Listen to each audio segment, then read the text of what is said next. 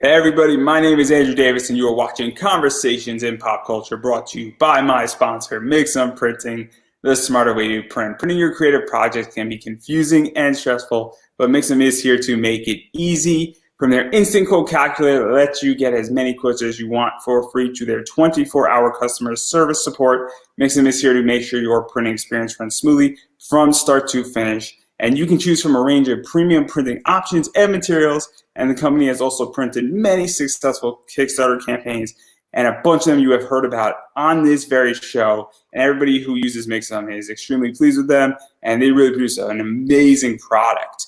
And they actually offer services in the United States, Canada, Australia, where you're from, and the UK. And Mixum can print and reach your audience around the world. So right now, if you're ready to print smarter, not harder, head over to Mixum.com, and listeners of the show right now can actually save 5% by dropping my name, Andrew Davis, in the message tab. And I know, and I'm sure we're going to talk about that, every percentage point matters when you're running a Kickstarter, because 2, 3, 4, or 5% can make the difference between you having to put money into your project or you having a little bit of money left over. And so again, that is Mixam.com. And type my name, Andrew Davis, to get 5% off your first order. And so with me, I have returning guest Shaun, Keenan, and hopefully I got your name right. And I'm sure if I didn't, right, you're going to correct me if I didn't. So welcome back, because it's been a while. Yeah, thank you very much, man. I think it was almost this time last year when I looked at our chat and everything. So it's been a massive 12 months, but super excited to be back on the show. You know, I'm happy to have you back, and obviously a lot of stuff's going on. I was supposed to get you on for another thing, and then, well, I got busy, but here we are, and you have another Kickstarter going on, and that is Xtreme Championship Tournament Monster Anthology. But we're going to put that on hold for 1 second, and I think it's going to make sense, because we need to talk about the Xtreme Championship Tournament series as a whole in this universe, because obviously this is sort of an expansion and a side. And so what is the Xtreme Championship Tournament for those who don't know, and everything that sort of took place in that before? Because I think this is obviously rooted in it. Yeah, exactly right. And I think this is the first time when we've ran this Kickstarter, we have actually designed a catch-up video on the Kickstarter page because Xct has been around since 2014. It's based in the year 2069, where history's greatest heroes, villains, and monsters their remains have been found. They've been recloned, and now they're being forced to fight in the most brutal sport in the world, which is called the Xtreme Champion Tournament. So it follows the main character Spartacus through some trials and tribulations, where he's kind of got to decide whether he's going to fight or die in the Xct. So it's been quite a successful series. Last year, we won a Best Comic Award at the Australian Film Festival on the Gold Coast, which was amazing. That was for Xct Breakout. And then now we're doing an anthology in the same universe. And the reason we were doing that was we had an opportunity to pitch this very early on to Netflix, and they said, we're just going to chew through what you produced far too quickly. You need to kind of expand the story and universe out. So we'd done an anthology in 2018 called Xct Most Wanted, and this is now our second anthology in the same series. So yeah. And so obviously, you sort of answered what I was about to ask, but I'm going to ask it again. Obviously, where did this even idea come from? Because obviously you did an anthology. I think there's 2 other books in the Xct universe as well. And now we're on, I guess, the 4th or possibly 5th. I'm not exactly sure how we're counting. But this is sort of weird because it is, I'm not too sure, quote unquote, canon, but you don't need to read the other things to read this anthology. But Correct. It helps tremendously, and it also provides more insight and, I guess, more information. And I don't know how to describe it. It's kind of a feeder in where you could this could be your first book, or you could have read the other 3 first. And so where did this idea come from? And I know Netflix obviously pitching needed more material, but even to do monsters and not, just a continuation of the story or, 6 other stories sort of breaking off of that other anthology. Yeah, I think the thing I've always loved about anthologies is working with a bunch of different writers and creators. So giving them an opportunity to kind of play in my sandbox or my universe, as you say. So when we did the first anthology, we got some really great creators, and there was stories and characters that kind of came out of that I necessarily wouldn't have thought about doing in XCT. And I think that's the amazing thing of having other people come with their own creative ideas. So Xct Monsters, it's a couple of stories that we had left over from the last anthology. They were fully colored, where our last anthology was black and white. So I was like, I'll tell you what, I'm just going to do a few more stories and release another anthology. Also, as you were just mentioning, when a series has been going on for a period of time, it's kind of hard for people to know when they jump in, and that's even mainstream. Like you're reading Batman, it's like, well, where do I start? Where do I? Yeah. Scott Snyder, 50 issues, right? You don't know where to start. You don't know what arc to start in, and then you jump into issue 13, and you don't know what the fuck's going on. Yeah, exactly right. So the one thing, nothing against Scott. I want to make that clear. I love Scott Snyder. Nothing against Scott Snyder. It's not his fault. It's a comic problem in general because he follows me on Twitter. I just want to make that crystal clear. It's in my cap. There's like 1,015 people he follows, and I'm one of them. So it's an award in of itself. Yeah, and I think that's why we did this catch-up video. So we wanted to try something different to let people know a little bit about the series. So you can watch that catch-up video and go, okay, I don't need now to buy the rest of the series. I can just No, you're wrong. You have to buy the rest of the series. We have to sell people. That's it. Look, I understand also during COVID and just everyone's financial situations, I thought it fitted both audiences. So those collectors that want everything, we've got that at a reduced price, and you can get the whole collection. If you are someone that is like, okay, well, I can watch this catch-up video and then jump in on this anthology, then I'm happy to do that also. Or there's the people that are in between where they've picked up some issues but have missed others, and we've got those add-on rewards where you can collect everything. So I think it's a little bit difficult when you've had a series go for so long on enticing those new people and new readers without saying, okay, you need to spend $300 or $400 to read the series. So that video is really cool. It goes for about 3 minutes, but it's a animated video that kind of leads the story into monsters. So. And to even talk about this, because it is interesting. So obviously, I'm right now very cash poor, meaning that obviously my disposable income is not where it needs to be. Earlier this year, I had a little bit more disposable income, and also I'm prepping up for the holidays, and I'm anticipating that's why cash is sort of poor. I understand that in 3 months from now, I'm going to have to buy a bunch of people Christmas gifts. And so that's something that I think is in effect to some degree. Obviously, people, COVID, are still recovering, and things are crazy in the world in a lot of ways economically. And even going further into this as well with the backup issues. And I'm curious your thoughts. So you're in Australia, in case you couldn't tell by the accent. And if you're coming in at this moment, obviously, I sort of made the joke at the beginning with Mixum and my sponsor, because you're from Australia, as I stated again.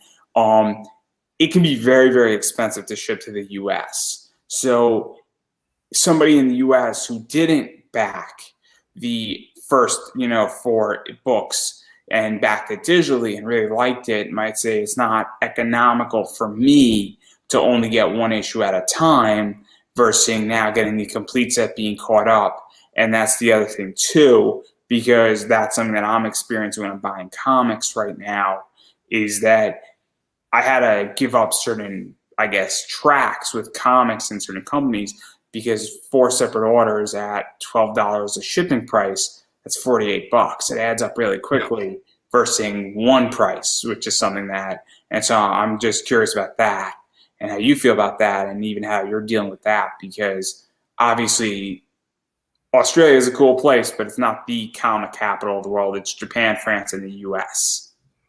Yeah, so for us, we've got those several different tiered options. So, for those digital backers that like their comics digitally, you can get just the graphic novel bundle by itself, or you can get the whole series digitally. And then with the physical versions, again, you've got that tiered version. So you've got the people that back every single campaign, and they'll pay the shipping to go to America, USA, France, to the Anywhere UK, in the world. anywhere in the world.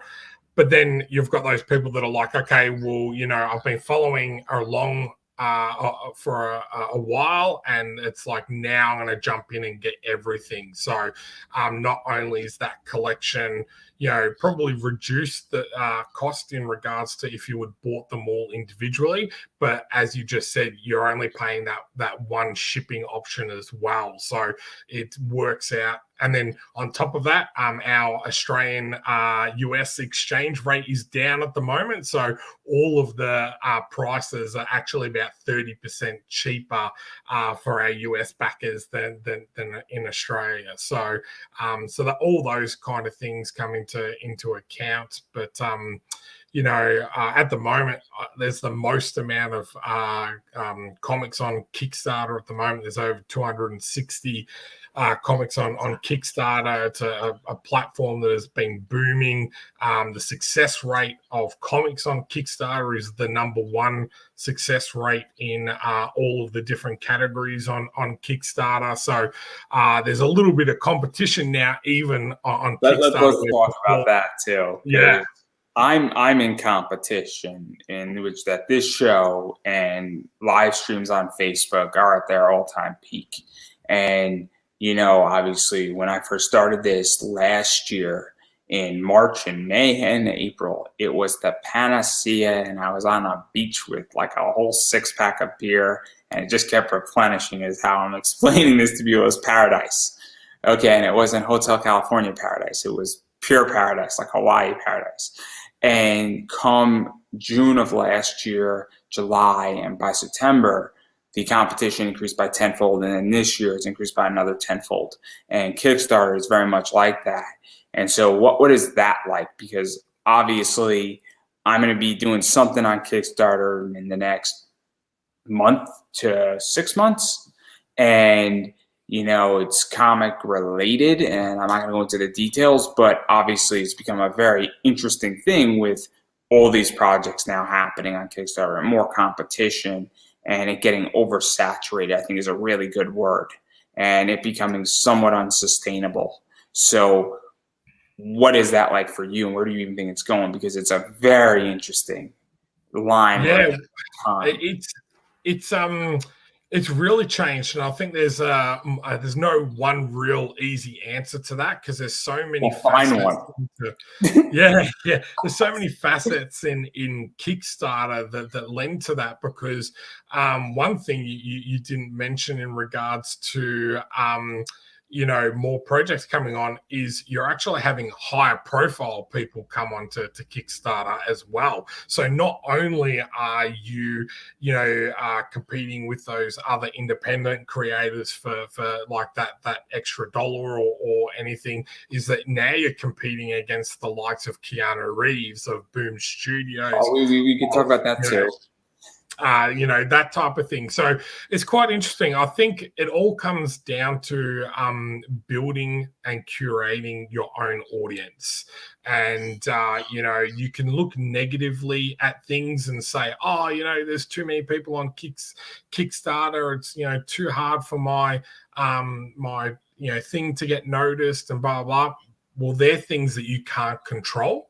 So I feel like you need to focus on what you can control. So that is about reaching out to people like yourself and getting onto shows like this to not only talk about your product, but to help other creators and provide some value for them. So, I think the trap that we fall into sometimes is, you reach out and go, oh, can I come on and talk about my Kickstarter? Yeah, that's great. But you also want to provide that show some value. So you want to It's be able also, and on this note, because I'm now getting into this, I legitimately got 4 things. And in case anybody hasn't, and I'm going to be very open about this, I feel that everybody fucking asks, and they only ask me when they need something. And I'm the first person, and whoever's watching this and seeing this, and that's cool, and I like people reminding me. But you gotta bring something to the table. What I'm doing isn't free. And you gotta bring something. You gotta shout out. I think you should back with me on your Kickstarter. Send me an actual copy of your book so I don't have to back it. Do something for me at this point, because I got legitimately today 5 requests. And if you noticed what I've done, and if you noticed this week is the most diversified week in a while, where I'm having a wrestler, 2 cosplayers, and 2 comic people on. And that's not because that's a direct response to everybody asking. And legitimately, in the last 6 weeks, I've gotten almost 30 comic responses. And it's getting old, because the people who are asking are only asking me when they need something. And I'm glad you're asking, and I'm trying to get everybody in. But at a certain point, I'm diversifying now. There's 8 to 9 comic spots, everybody. There is not any more. And because the other 7, I want wrestlers on, and I want other outreach. And I think it's a big problem with marketing. I think it's a big problem in media. And I think this discussion needs to happen in Kickstarters. And look, there's a lot of other people who are doing it and doing interviews. And I think there's like another 20 shows, and I can name probably or find them pretty quickly. But even still, like, they're going to get sick of it too pretty soon, because when you just keep asking only when you need something, speak to me for 4 months, I notice it. And I don't know if anybody else has noticed it in my show, but there's been a diversification in the last 6 weeks. And so I think you bring up an amazing point. And it's been something I wanted to talk about for a while at this point, particularly not with you, but it's the idea that I think this is a massive problem, that I think people are saying, I want to talk about my Kickstarter, but they don't want to bring something to the table, or they don't want to thank the host or help the host. And I think it's got to be more give and take, and not take and take. Yeah. And I think yeah. Sometimes I think it's you can reach out prior to your campaign starting and say, oh, can I come onto your show, talk about my upcoming project, and and then give some insight about how you go about creating a Kickstarter page, or what they've done differently, or that type of stuff, rather than just saying, oh, when my Kickstarter's live, I want to get on that. And there's a little bit of that too. I've got a Kickstarter live at the moment, and we're talking about Xct Monsters, but I also want to focus on, this is an anthology. I give people opportunities to work on my series, and a lot of the people in this either have not been published before, or are starting out in their career and everything. So, I want to highlight. Well, we're going to talk about it. Don't worry, I promise. Highlight that as well. But we're gonna talk about it in 1 second, because I do want to get into the story of this, and I love talking about people's Kickstarters. But even to go further, also now I'm becoming a lot more selective, because when I get 30 requests, congratulations, I now have a lot of control, and I don't want to say no, but also I'm getting requests where people just want to get rid of their backlog with like Indiegogos, and they want to use my platform to sell their entire collection off to some degree, or whatever they printed, or they just printed another round of comics. And also, I'm interested in the project, so you got to tell me what the project is at this point too. And if I'm not interested in your project, then I don't want to interview you. That's the other thing too, is that pitch me your thing and sell to me as if a gun's to your head. And that if you mess up this pitch and you don't get me invested, that's the other thing too that I think people need to, watch. I'm going to be cutting this and editing this and sending it to everybody. So for a reason, because I think that's the other thing with creators as well. I mean, this is so important because this is so informative, is that if you want to get on my show, you have to send me a preview copy of your book. You have to make your pitch to me and sell it to me and actually tell me what it is and then get me interested. You probably should throw me a bone, whatever you think is appropriate. Not you, obviously. I like you right now, and you've been nice to me in a lot of ways. You send me a preview copy, which is helpful. And you got to tell me how you're going to help push it out, or you're going to have to introduce me to somebody. You're going to have to help me or backlink it into your Kickstarter so I can at least get some press. And I think it's a mistake that creators make, is they don't know how to speak to interviewers to make sure the interviewer feels decent about what they're doing. Yeah. And as you said, I think it comes back to any type of transaction that you're having with someone, is there has to be some of that give and take. So, if you're asking for something, you should be also giving something in return. And, if that's someone that's got a larger platform, well, then that is what they're giving back to you. When you interview them, they're giving you a larger platform to go off. Interviewing someone from another country, that's, giving you another audience that you might not necessarily hit on that before. So you don't have to just think about it as in, what physically do I have to give this person? But as you're saying, when you're pitching to say, I would like to come on your show, you can say, I know you haven't had any Australians on before. Would you like to have an Australian on? Blah, blah, blah. I'll share it around on my social media platforms. This is the type of following I have. Those type of things, are much more, a much better pitch than going, I have this Kickstarter live at the moment. Can I come on your show? Which a lot of us, and look, I'll put my hand up and say, that's something that I fell into the trap with early on. When it's also different if I put up something in a Facebook group saying, who's got a Kickstarter going on? What is it? And say, I got one going on. That's different because I'm actively asking the question. I got 4 cold messages and I got one legitly like 2 hours ago. That's different. Saying I'm launching this date. And also, people don't understand that the parameter has changed in my world, where now I'm booking 2, 3. Sometimes I have certain people booked for November that and that's what people don't understand. And I have certain people who are never ever gotten an opportunity in November, and they're taking precedent because they are like a minority of a minority. And it's going to be a big deal, and it's going to be an exciting deal, and it's going to be super fun.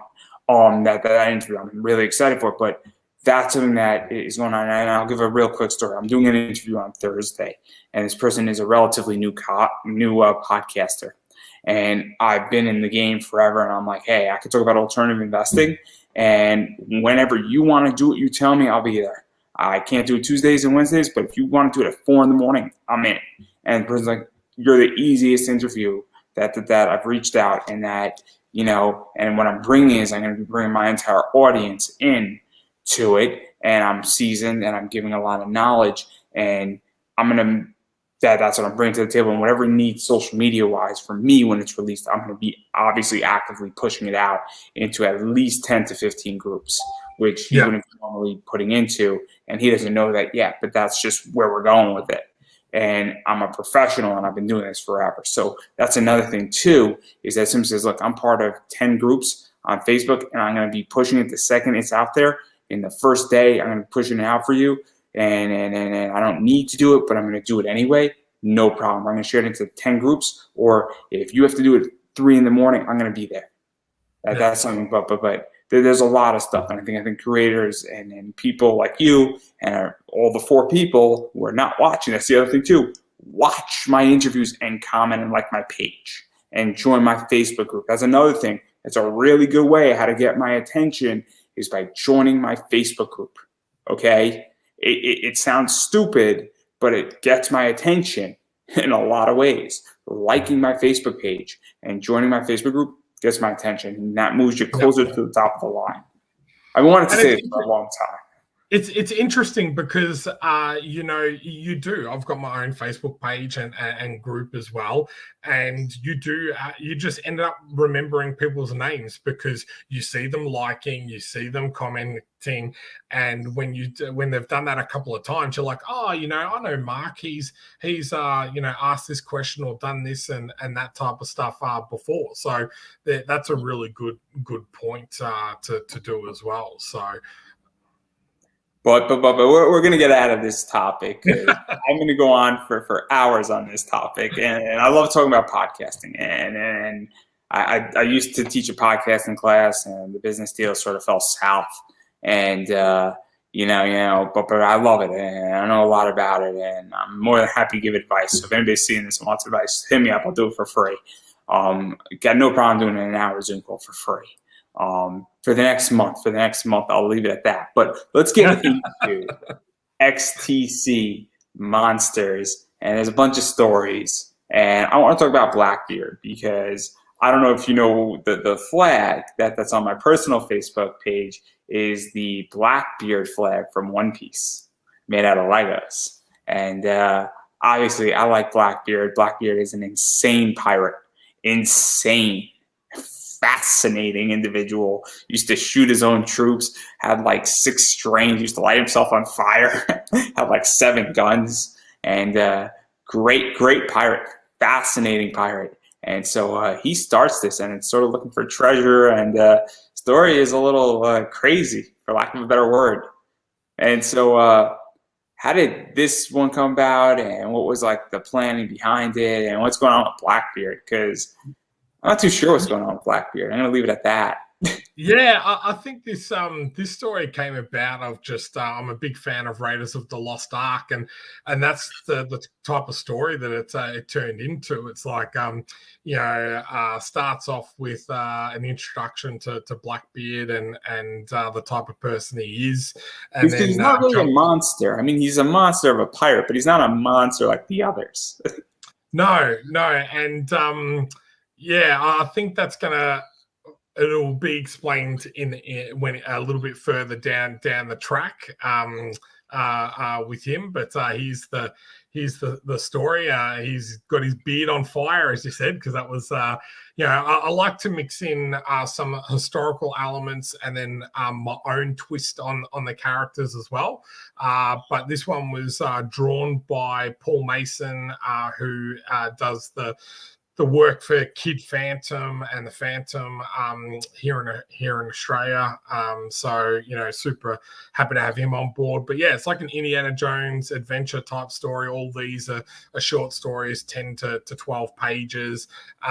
Introduce you to the character, but I think even with your case, it leaves you wanting more. So, and then obviously, I'm not going to push too hard in this one, and we get into Medusa, and this one is kind of crazy because we have this sweet, angelic, woman who is very much a pacifist, doesn't want to fight, is being forced to fight in an arena. Obviously, it's this sport, and then we have a doctor who also doesn't want to force her to fight, and then, she's forced to fight, and Medusa comes out, for lack of a better word, and it really raises questions on who this character is, what the nature of this character is, and then also what the nature of the doctor is, and who's the real monsters in this story, because it really provides a lot of insight into how this tournament works and who's fighting who, and all that stuff. So what was this like big picture wise as well? Because it's a very interesting story. It's a very questioning, and I think it goes deeper than just what's on the page. Yeah, I think for this story really relates to the main XCT story as a whole, and that's because it does ask all those questions in regards to, well, who is the monster? It's not necessarily what you look like and that type of thing. So this story is like really important. It ties in nicely to the main stuff. It's sort of the link in a lot of ways. Yeah. So introduce a couple of characters that will actually be brought across into the main series as well. But yeah, it does ask that question. Well, who is the monster? And like our first anthology, there was a story about Achilles and Ennio, and it's that scene out of Terminator when he walks into the cop station and they kill everyone, but the way he's talking and communicating his story to the police officer, it's like, well, who is the bad guy here? Is it us for doing this, or is it you that sit there and watch us kill ourselves for your entertainment? So it really puts that question mark on, and I'm, you can see I love my Star Wars. It always depends on your certain point of view, and this Medusa story is exactly like that as well. Hey, I'm just going to go out of here on a limb here and say the Empire was right and the Resistance was wrong. And I think the Resistance owes the Empire an apology. I'm just going to go say it. Empire had red lasers. Red means stop. The Resistance had green lasers. Green means go. I'm just saying. I mean, look at Vader. His daughter comes to dinner. She brings home a man, and his future son-in-law decides to shoot at his father-in-law, who's offering a very nice meal. I'm just saying, whether he knew or not, the nerve of some people. And if you think you have family problems, I'm just saying, I think Vader showed mercy. I'm just saying. I mean, if you watch Empire and you side with Han, I have to say we have a problem. I'm just saying. It's like the fastest way to get defriended on Facebook with me is siding with Han from Empire 5. I'm just saying, Star Wars. This is like a litmus test. When I get married, if my girlfriend, soon to be wife, answers this question wrong, and it's going to be asked on the altar, it's off. It's off. I'm just saying.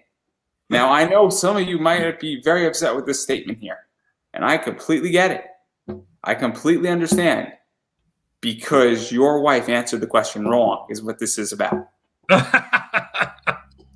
So anyway, enough about Star Wars and serious questions. Now let's get into some real controversial stuff, because I like to talk about Cyclopses. And I actually really like this story. This is my favorite story out of the entire book. All jokes aside and all the stuff that's going on, I really like the idea where these Cyclopses are fighting, and then brother versus brother, and the confusion. And I kind of like it because it's very, I guess, Greek mythology, and it just seems like it's fun, and it's almost like wrestling to me.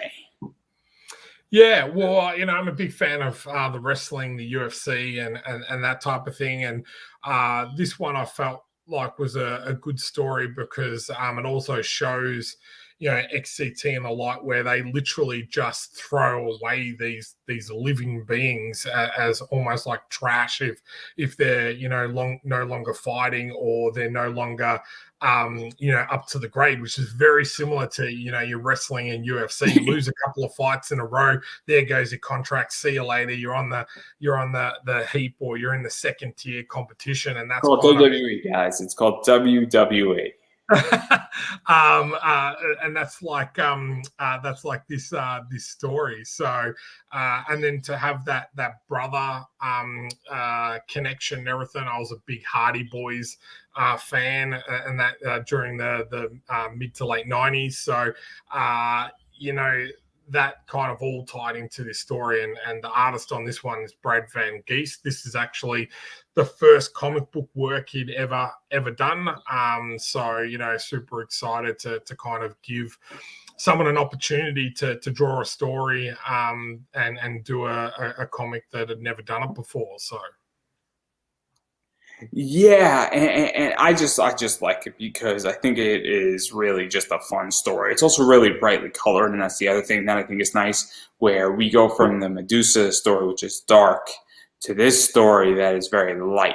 And it's not light in nature and what's going on, but it's also brightly colored, and it's just nice. And I like brightly colored stories. I love bubblegum thrown on the wall coloring. It's just something I like. I love, like neo cyberpunk coloring, and I love things that just pop.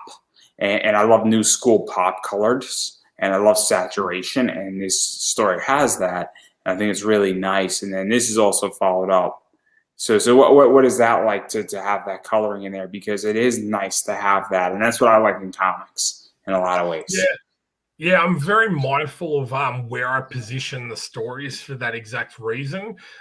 So if something is more dark in tone and color, and that the next one I like to do is break it up with something that's really bright and vibrant and everything like that. So this one feels very much more like Xct, the main storyline in being that very bright. Yes, it's violent. Yes, the story is a little bit dark, but the actual colors, compensate the story with being, quite bright and vibrant and that. So, I did that by bringing the colorist from our main series over to color this one.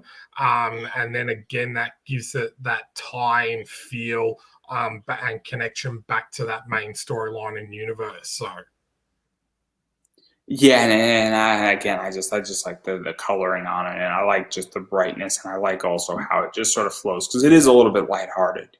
Versing the Medusa, and you don't have to think it's hard. And then obviously, I forget what story this is from. that's the Medusa one, that one. So, yeah. So that's from the Medusa one, and that's sort of one of the early pages. And then the final one that I can show with pictures, at the very least, is talking about the Pegasus.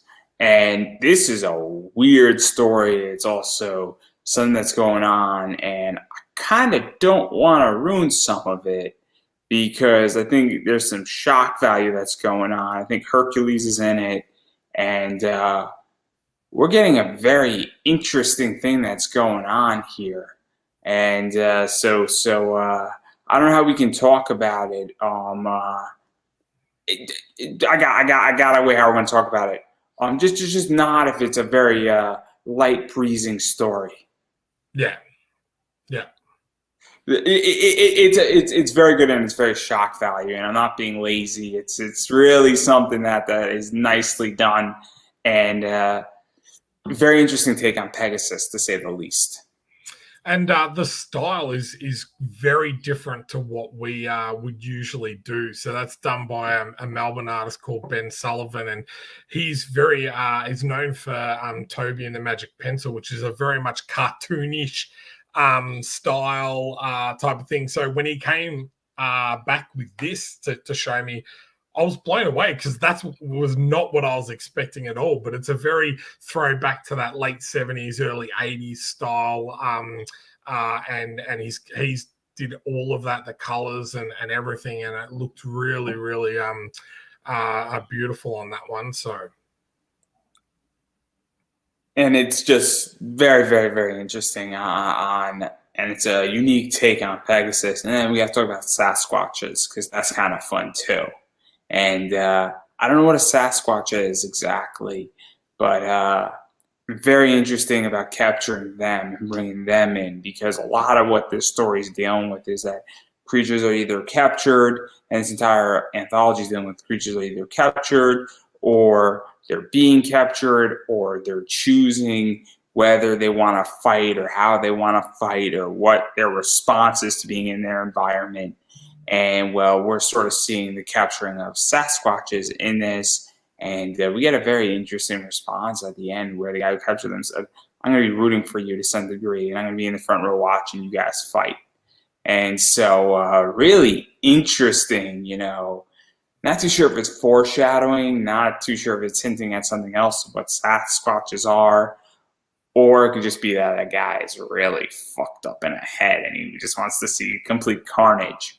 Not sure. Yeah, the hunter, which is the character out of this one, he actually was created by Hannu Kelso, who's a Finnish writer. So he came up with the story in our first anthology called Xct Most Wanted, and he did a story on the Tanawa, which is a Maori like lizard man type character. So the Hunter was the character that he come up with in that, and everyone seemed to really love that character, the design of him, the actual story and all that type of stuff. So he was the character that we wanted to tell a little bit more of. So we've done another short story where he's catching the Sasquatch, or that's another name for Bigfoot type of thing. So it was really cool to show more of him, and probably him a little bit darker as well.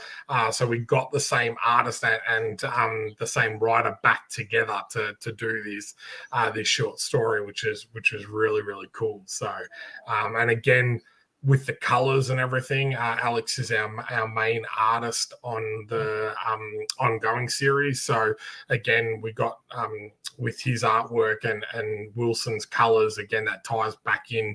The book really feels like it's connected to the main universe.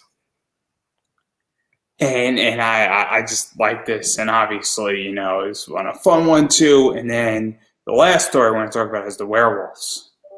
And I'm not too sure what's going on with this one. So, obviously, I'm not too sure if somebody is killing werewolves and then got bitten by one, or they're hunting them down, or they're getting rid of them, and I'm not exactly sure. So what is exactly going on with this? We obviously have a young kid, and it looks like he was either scratched or he's part werewolf, or what's going on, because it's very interesting to incorporate werewolves in this, and obviously we're heading into Halloween, so it's a perfect time to talk about these creatures. Yeah, so I wanted to kind of introduce the werewolves into the story. Like there's some Halloween monsters that I wanted to bring in. So we've come up with this short story where a kid is kind of remembering what's happening to him. It's really a intro into a bigger story around this character. This character is going to come into the main series. So he's actually looking for a doctor, supposedly in this small fishing village.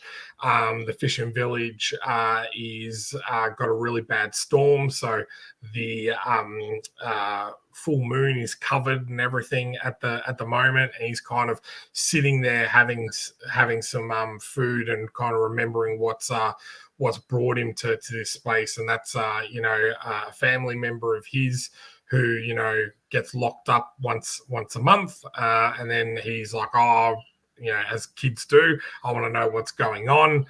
Goes in and finds out that his father is a werewolf, but doesn't realize that until after he puts a knife in his father's head. So to not spoil it for everyone, but so this is a short story, but this is definitely going to lead into a larger story arc, and will have an effect in the main storyline. So yeah, and there's a lot of stuff going on, and it's a heavy story in many ways, and a lot of jumping off points with this. So really interesting stuff going on, and obviously going through this. And what's really cool is that obviously you're the big picture guy in this, where I think it's 6 writers or it's 5 writers and 6 artists, or it's one or the other. I'm not sure exactly, but you're not writing any of this, from my understanding. No. So I've kind of taken a step away from doing all of that, and I'm kind of I've got a few projects on the works now. So I've moved more into a project management and publishing, and also more big picture, making sure that this fits in. Yeah. Definitely, going away from where you're still in the title, but handing off work and delegating and saying, hey, here's the Bible, here's the world I built, and here are the rules. And also saying, hey, we need to get to A to B. And we have 3, books that are sort of, I don't want to call them canon, but the main storyline and some of this stuff is sort of a feeder into it.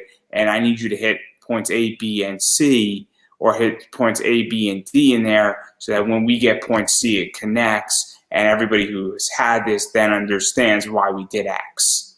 And it's very interesting. So what is that like for you? Because it is an art to understand that. And I'm not too sure what we call that, like a creative director or an editor or a storyboard expert or, the big picture guy, the watcher in Marvel's universe, for lack of a better word, and making sure that everything's working, because it is an art, especially when you have big projects. And, it can get complicated to some degree, managing and figuring out, and also giving up your baby. Yeah, I think giving up the baby is that is the hard part. I've done it twice. So I'm just saying. Yeah. So I think that is the hard part. But I think having gone through this once with an anthology before, and having such a good experience doing that, that I was a little bit easier this time around in regards to letting people play in the universe.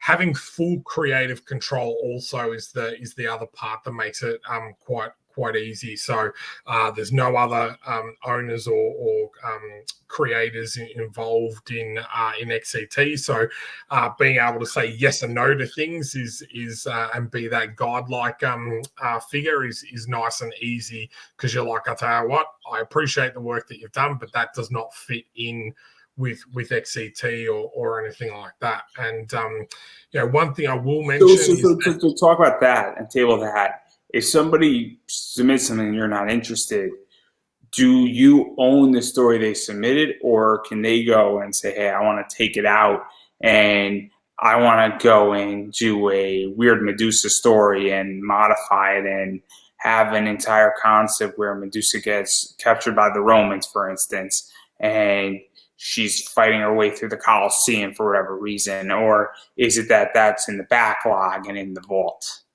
That's in the backlog and in the vault. So all of our work is work for hire. So we pay all of our writers, all of our artists. I was going to go there too. All of our letterers, all of our colorists, so everything is work for hire. So everything, once completed and paid for, IP and everything is transferred over to me. So, so it's not a spec play where they're submitting something, and then if they get chosen, it's you're paying, and if you don't like it, you're saying, look, I'm not publishing this, but you're paid for it as if it was published. Correct. Yeah. So I'll let people submit to me their own work, so stuff they've either already had published or something that they've already written, and then I will base off what they have done whether I want them to be a part of the anthology, and if I like their style, writing, and all that, and then I'll be like, yep, this is the story I want you to tell. You've got freedom to do what you want, but these are the beats of the story that you need to hit. And then when that comes back, that's when I decide going, okay, does it strong enough? Yes, no. Does it fit for this anthology? Yes, no. And then that's what I've said. Sometimes I put some on a back burner, but then 12 to 18 months later, it's in the next anthology. So, we've had that Medusa one. It kind of didn't fit in with the last story, but as the main storyline has evolved, it really fitted in and really reconnected that main storyline and felt really good in this anthology. So, and the reason why I asked this is because, unfortunately, it gets tricky sometimes when submitting to anthologies and payments, and there's stories, and also some people, who are doing their first comic and they're happy just to submit a 2-pager just because they want their name in there, and they don't care. So if I'm to get into comics and you say, hey, you can do a 2-pager, I would do it for free, because I just want my name in something, and you just want your foot in the door sometimes, and sometimes that happens too. And then other times people don't get paid, and even though they submit it, and then they don't own it, and it becomes a whole, clusterfuck, for lack of a better word.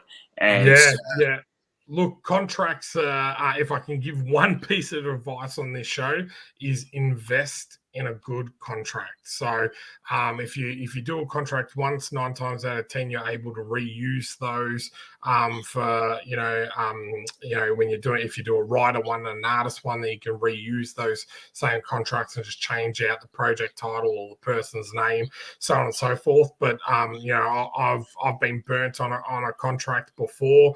I didn't really understand the contract, didn't kind of invest in getting that checked, and then had been burnt on it. So if I can give one piece of advice, is actually invest in that, because if you do see a little bit of success, as you said, Andrew, it becomes very messy very quickly if it's not clear that they've been paid for. It's a little bit different with cover artists, and I think cover artist contracts, because if you have this Xct Monsters and the variant covers killing it, I don't think your cover artist is so concerned about that. Where I don't think, because a cover is not the issue, it's more of the IP, because usually covers are not that. Now a creator might say, hey, look, I want 4 issues or 5 issues of this thing for my table. Can you help me out? That's a different discussion. And then also, you've had, I think, somebody in a contract that you released from a contract, not to be mean, but because they got a better offer too. And from, I think it was Jerry Gaylord, I want to say. Yeah, he got picked up by Blizzard. So you're like, us or Blizzard? But you get what I'm asking, where it's also the idea that sometimes with contracts too, it makes sense to release somebody, especially if you're getting hired by Marvel, DC, Activision, Blizzard, and all that stuff, because it's just goodwill, and that stuff comes back to you in a lot of ways, and it's always healthy, and it's tricky. And I'm obviously having somebody on the 19th. I'm going to be talking about it. He's the comic book lawyer. And then his name is slipping me. I got to actually build his graphics after this interview. But he runs one of the groups, and he's one of those. He's teaching like legal comic class, whatever that is. Gamal? What? Is that Gamal? Yes, it is. Yes, yeah. He's the guy to do. He's the guy to reach out to, mate. He gives, I think, the first does a first half an hour session or hour session for free. Is really into the comic publishing. So if you want to know anything about contracts and that, he's definitely the person to talk to. We're going to have a very, very good discussion. I think it's not going to be controversial at all. It's just going to be real informational. And I think, and I've been wanting to have him on for almost a year now. And so I'm really excited. And I just reached out because he lets me post in his group all the time, and I let him post in mine, and it's great. Because it's useful. I wish you'd post a different video every once in a while, but that's nitpicking. Or just change the image. Do something. Like I'm just saying. But he's the guy to talk about this. So obviously he's the expert. It's going to be a great interview. But I'm glad you're actually paying artists, because people do rely on this, and it is a job for people, and it's very important. And I'm also assuming you let them know when their project is going to be published, because people get super excited about it. It's fun to see you working in books. And I think with us, we've now got a good reputation, because we've done that from day dot. We've now ran 15 Kickstarters. All have been successfully funded. All have been fulfilled. So then now there is that, understanding that if you come work for us, that you will get paid, that, you will be published, and that there's confidence there, and that's even what we've put on our Kickstarter page for Xct Monsters. Like, here's all the projects we've done. You can back with confidence to know that you're going to get exactly what you paid for and everything. So, yeah, no, I think that's a big thing too right now, where having a track record matters. Unfortunately, there are people who don't have a track record, and a track record is not just fulfillment. It's also, how you fulfilled, when you fulfilled, what you fulfilled, what you've done before your fulfillment. It's when I launch a Kickstarter and it's coming, guys, and it's coming sooner than people think, and I don't want to go too much into it. My track record is going to matter in what I've done. There's a reason why my sponsor trusted me and paid me up front, because I am the most accessible person on the planet. Literally, they can pick up a phone and call me. They have my number. And I update them, and it's very, very important that they know that I'm not going to take the money and run. And trust is a big issue. And I've been delivering. I had one bad week, but that wasn't my fault. It wasn't their fault. And they're on an episode position, not a week position or a time position. So if I didn't do 3 interviews in a week for whatever reason, that doesn't hurt them one way or the other. It's just that, cool, you get another week or so. And I think it's very important trust in the Kickstarter community. And I also think knowing your creators and knowing who is doing what they're doing, and knowing their positions, and knowing that not necessarily you agree with them on everything, but knowing that they're a decent human being. Because I think that's a very important thing that's needing to come out in comics. I mean, the guest before spoke about this extensively. Yeah, and I think also is if you want to work with someone, then and you said before in regards to you want to come on my show, actually watch some of my interviews and see what it's about and understand the platform and that type of stuff. And that's the same thing with if you want to work with a publisher or a creator, actually go out and purchase their book, read their book, understand what you're trying to pitch yourself for. It's like so interesting when sometimes I get pitches and I'm like, they totally have not read Xct, because this completely does not fit in that universe type of thing. So, and especially when digital is, so cheap, you can throw a couple of bucks, get a digital file, read the book and go, okay, now I know how to pitch to them because I understand their work type of thing. It's also, and look, if you pitch to somebody, and if I'm writing a book and I'm writing, your new school is the theme of the day, right? I would love to do a new school book. I love new school art. And somebody pitches me and says, I get it's a new school, and here's some new school stuff I've done, but here's some other stuff I've done too, and it's a different style. That's fine as a pitch. So somebody has, I don't know how we describe the style of XTC exactly. I'm sure you have a way of describing it. It's going to prove my point in 1 second. When somebody's pitching, what is the style of it versus, I mean, obviously they can't be doing My Little Pony, per se, of drawing stuff, right? It can't be like Sugarcoat Plum Fairy, like glitter in the book, right? I mean, it's very heavy shadows and very dark ink. So it's So I'm gonna ask, because I think it's gonna get the point across, is that if somebody sends you 3 copies and they're an artist, and they send you 3, images of that, but then they send you a super clean, crisp, like really well done cover of Raphael that isn't necessarily that style, but they send you 3 things of that and saying, hey, look, I can do this too. And that's how you should pitch. If you want to say, hey, look, if you're going under the motto that you name it, I can stick it, you should be showing what you can do and what the style is, because that's important. I feel if I'm ever to look for an artist, I want my artist to say, if you name it, I can stick it.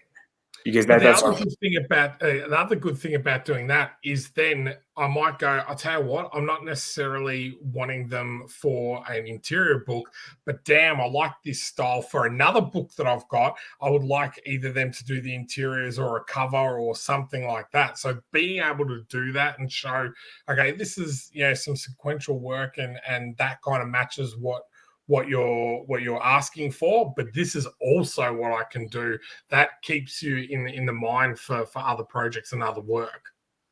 it's something that I think a lot of people don't understand and don't know how to do that, where it's good to be versatile. Like the way I'm as an interviewer is that I can interview anybody. I legitimately have interviewed more people than in more styles and in more professions, and I know a lot of stuff.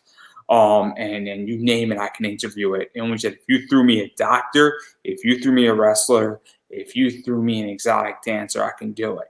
And it could be all of those discussions and more. And the reason why it's funny and you laugh, but that's the whole point, is that being that versatile matters right now tremendously. And versatility is so important in so many ways. And obviously, I was gonna mention one-upping you about knowing who you're speaking to. Also, guys, I'm not the colorist, and Shaun's not the artist. I want to make that crystal clear, because I get emails from people saying, "Would you like me to color your books?" And my response to those is, "Yes, please do, but I'm a podcaster. I'm not too sure how this is gonna work." They don't usually get back to me. They give me a page rate, and they don't usually get back to me. And I just think it's funny but it's the idea that also, and I'm not going to go embarrass somebody just did it, but they're like, yeah, I worked on this, and then I, did this, and they mentioned somebody that I interviewed 6 months ago, and I'm like, you don't know that I interviewed this person 6 months ago? Like, I get that I do a lot of interviews, but you didn't dig deep enough. It's a problem. So obviously a lot of stuff's going on, and before we get into the rewards, and there's not that many on this Kickstarter, there really isn't.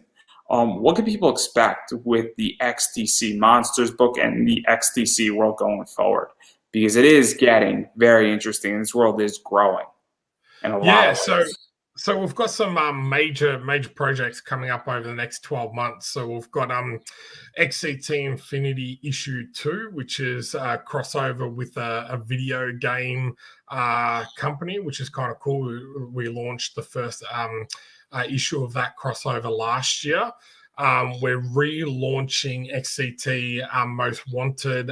We've gone back and recolored that and remastered that, because it was, as I mentioned earlier, it was just black and white. So that's going to come early next year. And then we've got volume 5 of the main story that's in the works as well. So we're just a little bit delayed with that. The artist Alex that I mentioned before got picked up by Ubisoft. So I've been great in being able to work with all these amazing artists, but when they go to that next echelon, I can't seem to hold on to them, unfortunately. But that's a good problem to have. So we're just looking at. It is a good problem to have. It's better than your artist getting killed or charged with these. Yeah. Clearly, it's one of those problems is good. It's so a lot more with XCT to come. So, and then obviously I want to get into some of these rewards. And no, I do not have a live read. I'm getting another one's coming, guys. Another one's coming. Maybe tomorrow. It's gonna just be snuck right in there. But obviously you got a bunch of rewards with this, and so you got a digital bundle. And there's some cool stuff where there's Talos of Sparta, there's Sneaky Goblins and Gauge, the Dragon tier, and then so obviously digital, send right to your email. No shipping, it's relatively affordable for what you're getting. And then with the physical stuff, obviously there's an issue 1 or the volume 1, I would say, or maybe this is volume 2 at this point. I'm not too sure. It's XTC Monsters. There we go. I got it on like the 9th try. Okay, you get 10 tries, guys. You get 10 tries. And then there's also the variant. And so I'm going to show this. So I think this is the regular cover, unless it's this is the main cover. And then I think this is the variant. Yeah. And this is definitely IDW, straight up IDW. Let's be realistic here. We all know what this is. So that's done by Megan Hung, who actually just announced she did a variant cover for Star Wars for IDW today. So I'm very lucky to have her as the variant cover artist on this one. So. And then there's the original art. Obviously, we sort of teased it before. There's the whole physical collection. There's a physical variant collection. There's like another physical variant collection. And pretty much anything within the XTC universe you can get at this point. And I'm sure that if something is not there and you want it, I'm sure that they could reach out to you and something can be arranged. With anything really from this. I mean, I don't know the full XTC universe, but pretty much anything somebody wants, it can be put together. I think the add-on function that Kickstarter released last year is just fantastic for that. So we can kind of add on, if people just want a single issue that's not available there, we can add that on in the add-on section, and then you can just add that on to whatever order that you pick. So we've done that with a couple of items, like we've got a special sketch cover, a San Diego Comic-Con exclusive, and a t-shirt type of thing. So you can just add that on to any type of reward level that you want there. And that's also helpful because obviously if you're in the US, it's the idea, go big or go home, because shipping is difficult. And also people want cool stuff, and people want like sketch covers, and I'm a big sketch cover guy because I have a bunch of them. Just went through a bunch of them. I think I got like 70 of them, and you never know when they're going to come in handy. You never know. Beyond useful. In fact, if I go to a con, I might have a lot of fun with some sketch stuff. And if I meet enough artists, especially if it's an indie thing, and then I know a bunch of them, we're gonna have a lot of fun with some stuff. I have an idea that's gonna be a blast of an idea for a panel at my panel. Anyway, I'm gonna give some away, and I'm gonna have people do some really cool stuff on a sketch cover for me and give them away just to have a blast. Especially if you get sketch covers cheaply, and I know where to get them cheaply. And then also you have create your own cover, so that's always cool too. And that's a cool option, and obviously, you can have a lot of fun. And if you're creating your own cover, person who ever backs that has a lot of input in what they want.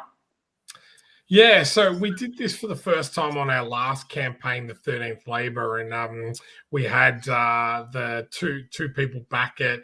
We had them drawn into the cover, so both of those people as brand new characters, and then I had the main character from the series, and all three of them were fighting goblins and everything. So it was really cool what people come up with. So we thought, it'd be great to offer this as well as a reward tier. Something really exclusive. Christmas is coming up, so to be able to maybe get yourself drawn into a cover and then hand that around to all your family and friends for a Christmas gift is kind of a cool idea as well. So got two of those available. I have a million ideas for it. especially, oh man, I'll tell you off air. It's really brilliant, and at some point I'm going to wind up doing it. But anyway, I don't want to give anybody any ideas yet. And steal my ideas. I'm very selfish. When I have good ideas, guys, some of them come out, some of them don't. And then obviously that's everything that's going on. So there's a lot of choice, and also you can spend a little bit of money, you can spend a lot of money, and then backer kit and the add-on function also has a lot to it as well, and gives a lot of freedom on it.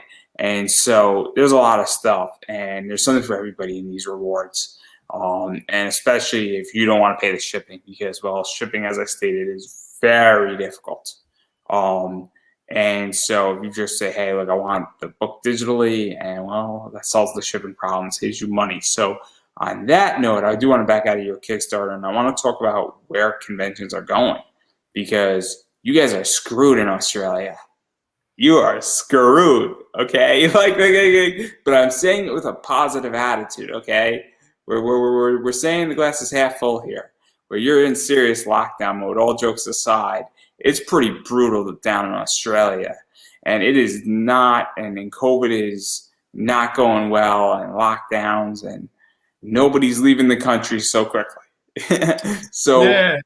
What No, has this been like? Because you guys were free, then you weren't, then you were free again, and then you weren't, and then you were semi-free, then you went all the way free, and you went back to the draconian dark ages, then you put the lights back on, and then you played some video games. You got to go to the liquor store before they shut everything back down, and here we are. That's pretty accurate, mate. To be honest, so I'm in Melbourne, so we're actually in our 7th lockdown over 2 years. So I was lucky enough to get to 2 conventions that during that period that we were open. So I got to do one in my hometown in Melbourne, and The Prime Minister took a vacation, right? Yeah. Yeah. He's just gotten back from the land of the US, so he's back in the country again. But I think that's why I've transferred to Kickstarter. So last year we did 5 Kickstarters. This year we're going to do 4 Kickstarters. Next year I've got probably about 6 Kickstarters planned. So I've kind of shifted away from the conventions to Kickstarter to generate that income and generate that interest around what I do. But I'm hoping by the end of the year that November looks like when we'll start to open up again. The vaccination side of things have really ramped up here over the last 2 to 3 months. So there's a light at the end of the tunnel there. So you can talk about this, because obviously, and there's a lot of shifting going on and a lot of writings on the wall. I don't know when I'm ever going to go back to a convention, if I ever do want to go back. I kind of like being on the internet. I am way more influential. I can do it from my house, and I have a lot more time to make. I'm not going to pretend. I have a pretty good writing schedule. I mean, I tried a different writing schedule this weekend, and I did double writing this weekend, and it was fantastic. And I wrote basically all my interviews in a very short amount of time, and I have a lot of freedom. And when I go to a con and I'm doing a panel, I'm not getting paid. I am lecturing. I'm getting a free badge, but I'm not really influencing anything. And it's cool. I like talking about like old school anime and Attack on Titan and comic book investing and sports and anime. But here I'm actually doing something, and I'm actually influential, and I'm reaching more people than I've ever reached in my life. And I don't want to go back. So where do you think Kickstarter is going with that? Because some people want to go back, and I'm not going to lie, and I'm going to get flack for it, but I think they're wrong. I think the model. And I think crowdfunding is oversaturated, and I think that it can't support itself, because when you have 260 projects on Kickstarter at one point, there's not enough money. Okay, I back 1 project a month. Okay, and I pick, and maybe I'll back 2 if it's like a $10 project. But guess what?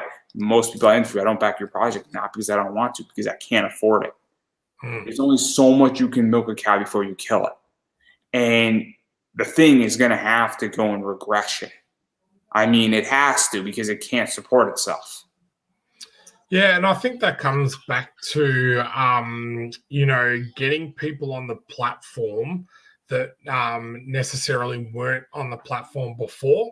So you've got someone like Keanu Reeves, which is able to bring in a whole different audience onto Kickstarter. You're a wrestling fan, right? Before.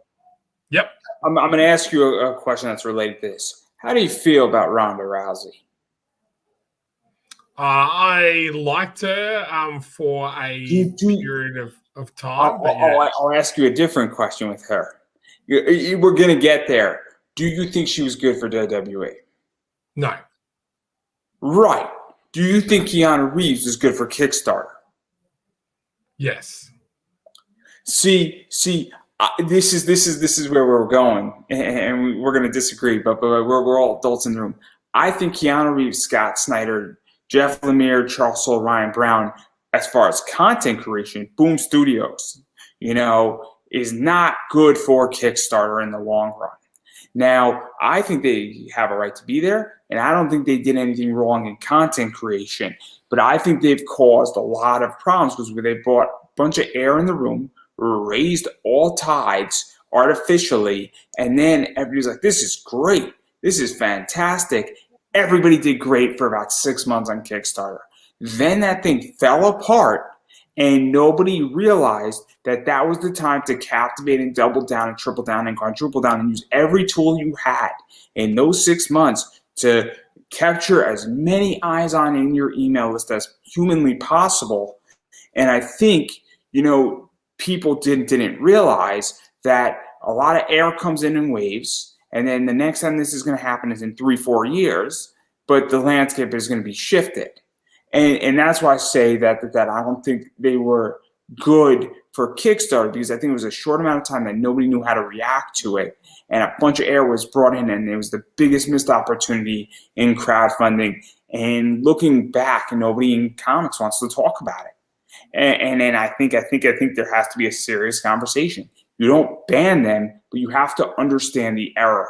And I don't think people have understood the error of what happened with those people, because it was a missed opportunity. And everybody in comics missed the boat, undeniably. I think if you look at it from Kickstarter's point of view, how many independent creator comics Kickstarters need to be run for them to earn the same amount of money off one project run by Keanu Reeves and Boom Studios?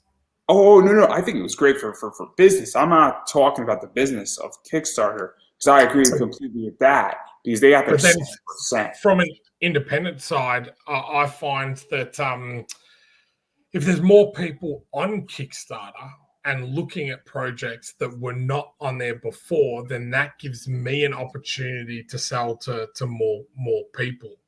I don't know. I think there's cons and pros for it. The analogy with Ronda Rousey for me was that WWE and UFC already has like a bit of a clash in regards to it being real and being fake. My point about Ronda was the following: is that she brought a lot of air, and the women's division was centered around her, Charlotte, and Becky. And it worked, because you had Charlotte Flair legacy, you had the upcoming last kicker, Becky, who was red hot. You have Ronda. I know, but did it bring any UFC watchers across to watch? So I don't think they were targeting UFC. WWE wasn't going after UFC. They were going after mainstream. That's who it brought in. Now, what it did is that now, after Mania and Ronda leaves and hasn't been back, we created a big gap, because they put 50 to 60% on Ronda. No question about it. Becky and Charlotte weren't carrying that. I mean, that's a huge thing. And it left their women's division fucked up for 8 to 10 months. And that's the analogy, is that Keanu... That's what happens, mate, when you have a baby. You can't do nothing for 8 to 10 months, mate.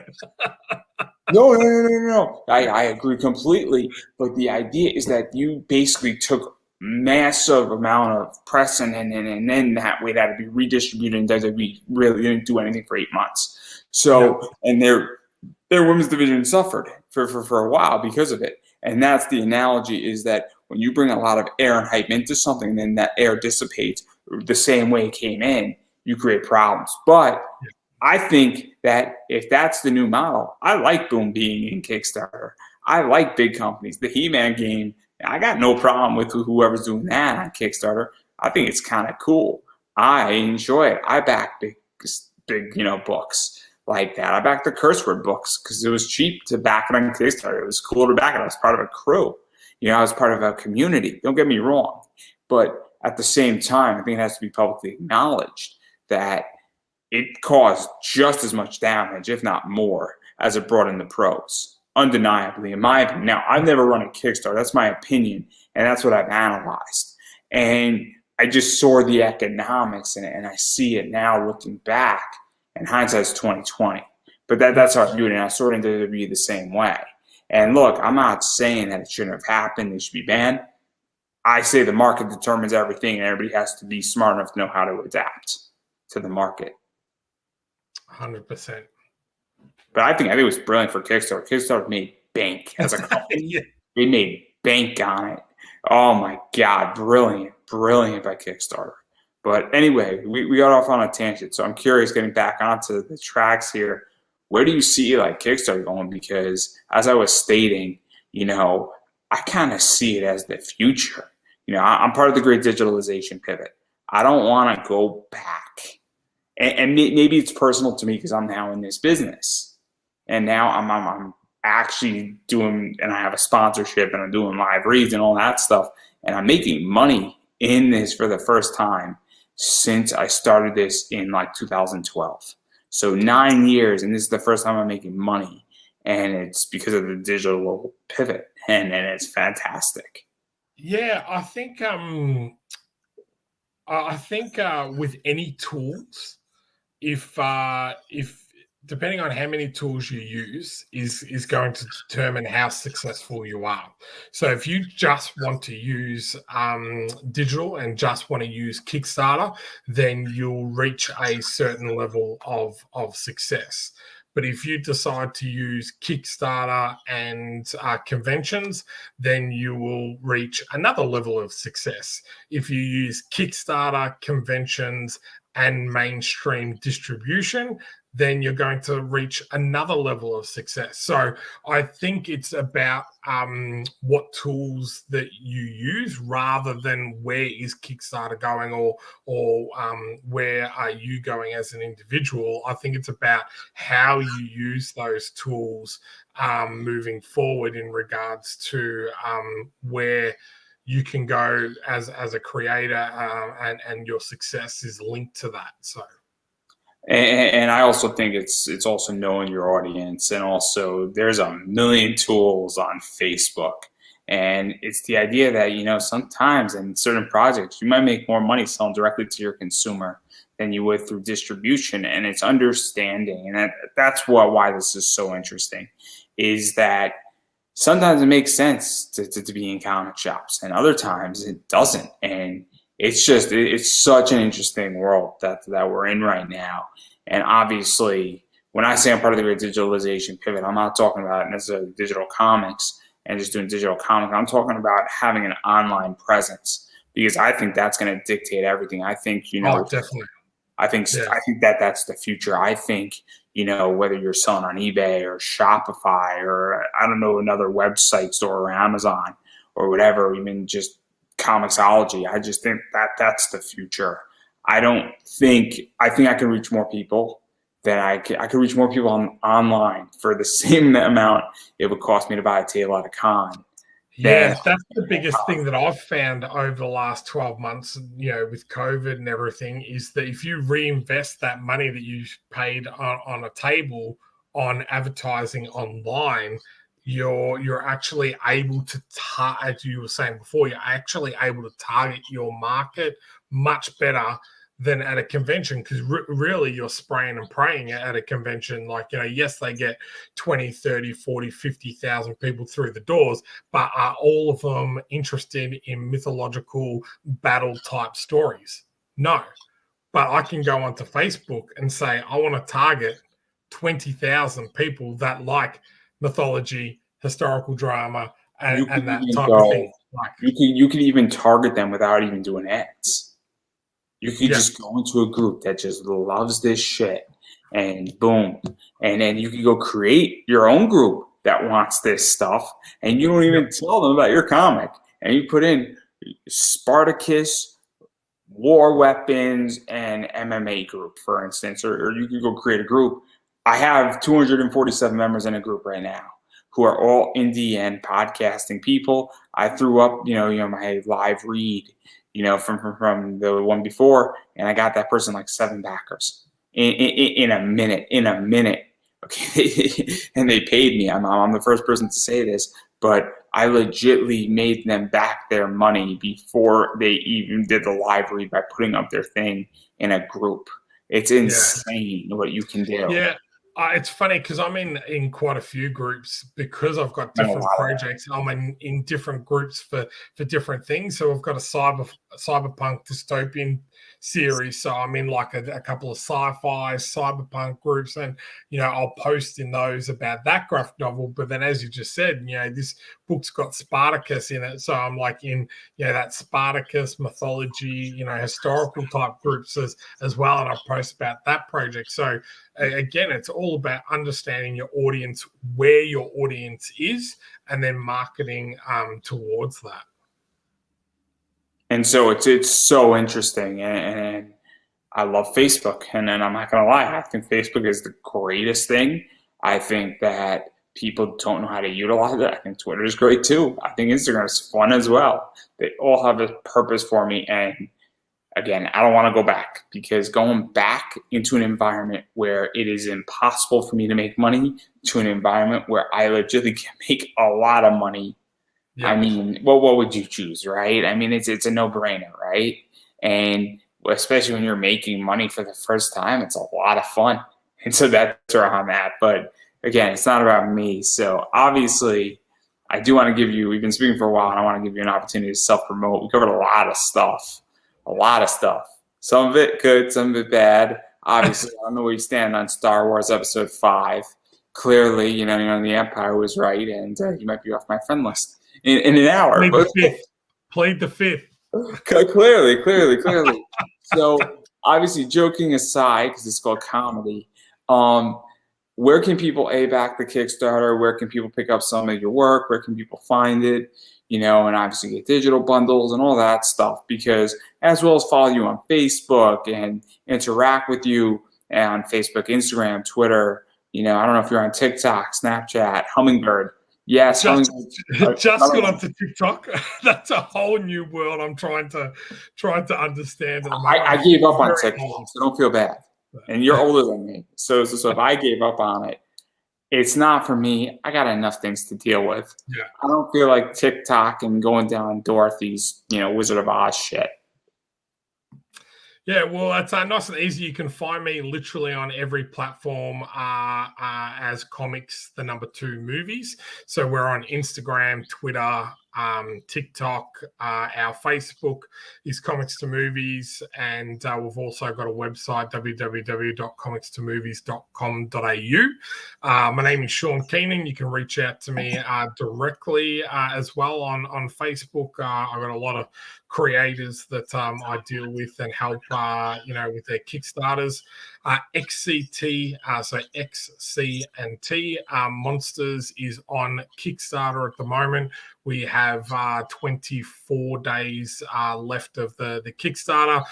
We're about 75% funded. And, as always, with this crowdfunding type of thing, any support is helpful, whether that is pledging or actually just sharing the campaign around. So thank you very much for having me on the show. I appreciate it, and I hope people got a little bit out of it as well. So yeah, I hope people got a little bit out of it, or at least they were entertained. Yeah, one or the other. If they got educated and entertained at the same time, that'd be phenomenal. But I've been saying it, and I'm going to continue to say it, you have to support indie. And what that means is that people run Kickstarters, and if you have to back them, and whether it's digital or physical, I get that a bunch of people are in the US, some are in Australia, obviously across the world. But a digital, bundle, it goes a long way. Every dollar matters, every dollar counts, and it is so important to back Kickstarters, because we're not DC, we're not Marvel, we're not Image, indie comic creators, and especially in comics, every dollar goes to printing, goes to paying artists, goes to lettering, goes to doing some other stuff, the stretch goals. Sometimes it goes to the next issue. Sometimes it pays back the first issue. Money, it gets tight, and it's not easy, going to a con, some of that sometimes goes into shipping. And so it's an amazing way how to support, because every dollar goes into the project. And even going further, one of the things is that, let's say this is not your cup of tea, and not every project a creator creates is going to be for you. You can still go out and share it, because you don't know who's watching your wall on Facebook or Twitter or Instagram or anywhere else you're at. Or you could just mention it in like a Twitch stream or an interview, And you never know who's watching. It's happened on this show a bunch of times where somebody goes and I'm talking about it, somebody shares the interview live, doing me just say, oh yeah, I'll just shut on my wall. And they're like, oh snap, you know, I'm backing it out. Or they didn't even know it just popped up because I shared it on my wall. And they're like, oh, this looks like an awesome project. I'm friends with this person. I'm going to go back their project and I'm going to go read their comment. I didn't even know this came about because, well, algorithms are complicated. So sharing goes a long way too. And in many cases, it is just as important. You know, I was speaking before that, obviously I did a live read and I just shared it into my group and a bunch of people backed it. And a bunch more people are probably going to back it because of that interview. And they saw it and they're checking it out and they're like, oh, this looks awesome.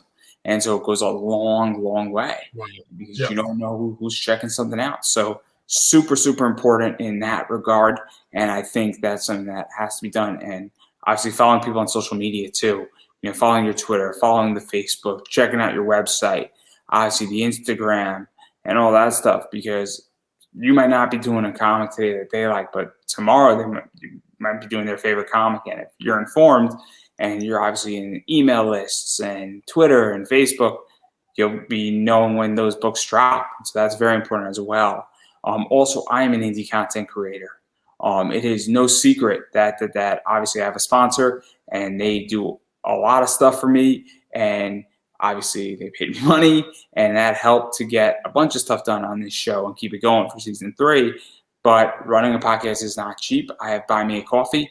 I have a bunch of perks, whether that's including a live read or a guest spot on my show, and you could pick one or both of those, and obviously all that goes right into helping fund this show and keep it going.